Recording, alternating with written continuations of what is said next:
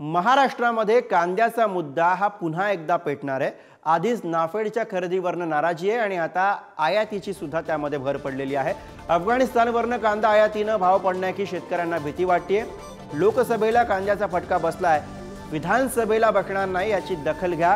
कांदा उत्पादक शेतकरी संघटनांनी सरकारला थेटपणे हा इशारा दिला।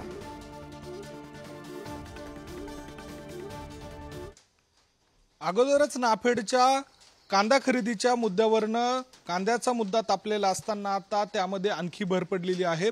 अफगाणिस्तानवरनं कांदा आयात केला जात असल्यानं शेतकऱ्यांमध्ये पुन्हा एकदा नाराजी पसरलेली आहे आणि पुन्हा कांद्याचा मुद्दा पेटणार अशी शक्यता वर्तवली जाते। या सगळ्या पार्श्वभूमीवर कांदा उत्पादक शेतकरी संघटनेने देखील या सगळ्या संदर्भामध्ये जिल्हा प्रशासनाशी पत्रव्यवहार केलेला आहे, याबाबतचं निवेदन दिलेलं आहे। नेमकं काय म्हणणं आहे शेतकऱ्यांचं थेट जाणून घेऊयात। काय नेमकी शेतकऱ्यांनी म्हणून तुम्ही मागणी केलेली आहे, काय तुमच्या निवेदनात म्हटलंय? आम्ही काल केंद्र सरकारला जे काल कलेक्टर मार्फत जे पत्र दिलं आहे त्याच्यात आम्ही अशी मागणी केली आहे की काही ठराविक व्यापाऱ्यांनी दिल्लीत अफगाणिस्तानमधून कांदा आयात केल्याचं समजलं आहे।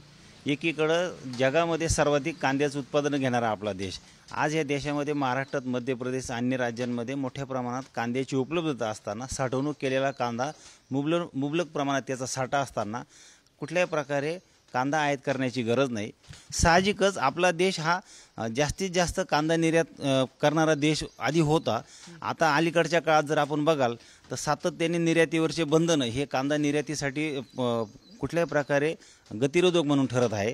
तर हे सरकारने तत्काळ जास्तीत जास्त कांदा निर्यात करावा आणि देशाच्या ग्राहकांची किंवा देशाच्या नागरिकांची कांद्याची गरज भागवण्याची क्षमता येथील महाराष्ट्रातील शेतकऱ्यांमध्ये नक्कीच आहे।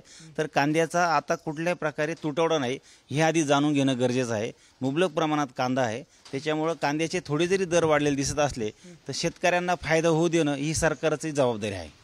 व्हिडिओ जर्नलिस्ट जय साबळेसह किरण ताजने, पुढारी न्यूज, नाशिक।